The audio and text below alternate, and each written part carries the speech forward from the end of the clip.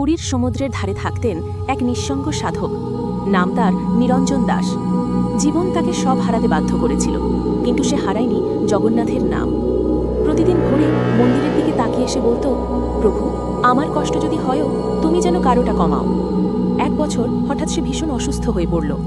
দেহ ভাঙছিল, নিঃশ্বাস কষ্টকর, তবু অচেতন অবস্থাতেও তার ঠোঁটে একটাই নাম, জগন্নাথ। এক রাতে সে অনুভব করল কেউ যেন কপালে হাত রাখছে, জল দিচ্ছে, সেবা করছে। চোখে দেখেনি, তবু বুঝেছিল সে একা নয়। কয়েকদিনে সে ধীরে ধীরে সেরে উঠল। ঠিক তখনই মন্দিরে ঘোষণা, দ্বার বন্ধ, প্রভু বিশ্রামে। লোকেরা বলল এটা নিয়ম, কিন্তু নিরঞ্জন বুঝেছিল এটা সম্পর্ক। ধ্যানে সে শুনল এক শান্ত কণ্ঠ, ভক্তের কষ্ট যদি আমি না নিই তবে ঈশ্বর হবার মানে কি?